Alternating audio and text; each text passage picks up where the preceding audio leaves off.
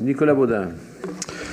Oui, merci Monsieur le maire. Donc ce débat d'orientation budgétaire est l'occasion de revenir sur les faits marquants en termes politiques et en termes de fiscalité. Je noterai donc d'une part la constance de nos taux de fiscalité communale depuis 8 et 10 ans.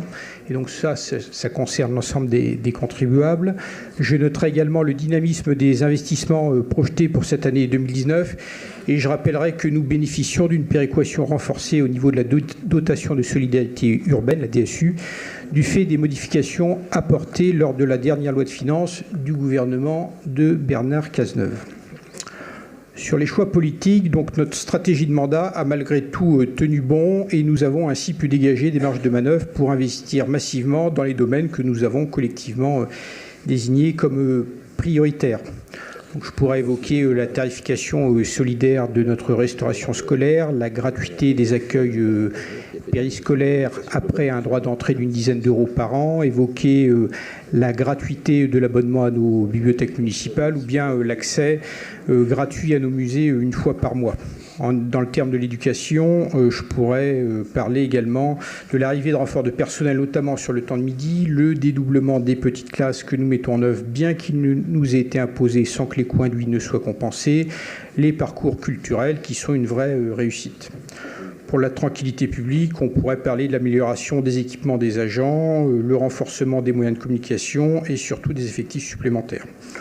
Pour la politique de la ville, on pourrait parler de l'avancée des relogements et des déconstructions sur le quartier des 408 ou bien l'arrivée à terme du futur programme de renouvellement urbain avec le projet que nous vous présenterons à la fin de ce conseil.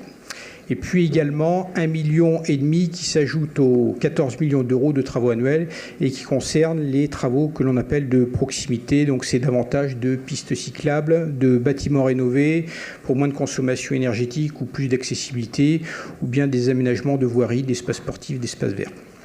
Mais tout cela n'est pas facile car en plus des incertitudes permanentes qui sont les nôtres, les dépenses contraintes augmentent toujours et elles s'ajoutent aux dépenses imposées par des décisions, notamment nationales, pour lesquelles nous réglons les factures sans compensation, mais cela n'est pas nouveau. Enfin, ce n'est pas parce que nous avons de grandes priorités que nous délaissons bien évidemment les autres politiques.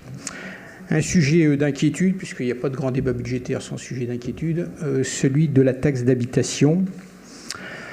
Alors vous savez que le contexte fiscal est marqué depuis plusieurs années par la réduction parfois brutale, et on l'a suffisamment dénoncé ici, des dotations de l'État et désormais par le corsetage lié à la contractualisation.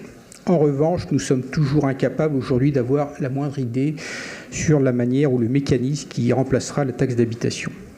Donc le président de la République nous a annoncé que plus personne ne paierait la taxe d'habitation à l'horizon, à la fin de son quinquennat, donc 2022. À l'horizon 2020, donc 80% des contribuables seront exonérés de la taxe d'habitation pour un coût budgétaire de 10 milliards d'euros par an. Si on souhaite exonérer les 20% supplémentaires, ça représentera 10 milliards supplémentaires. Et puis on pourrait également citer les 10 milliards d'euros qui ont été annoncés par le président de la République dans le cadre du mouvement des Gilets jaunes au début du mois de décembre. Politiquement, le dégrèvement de seulement 80% des contribuables aura des effets différents suivant les communes. Pour les communes les plus pauvres, elles ne bénéficieront plus d'aucune recette directe de la taxe d'habitation, mais seulement de dotations qui risquent malheureusement d'être figées. Pour les communes les plus riches, elles ne perdront finalement que bien peu de recettes. Donc attention donc, l'impôt doit demeurer un outil de redistribution permettant d'assurer des solidarités entre les territoires et les citoyens. On ne peut pas répondre à l'injustice réelle d'un impôt local par sa suppression, car l'impôt permet également de maintenir un lien au niveau local entre le contribuable et la collectivité. Et donc là, il y a une véritable source d'inquiétude d'un point de vue budgétaire, politique et démocratique.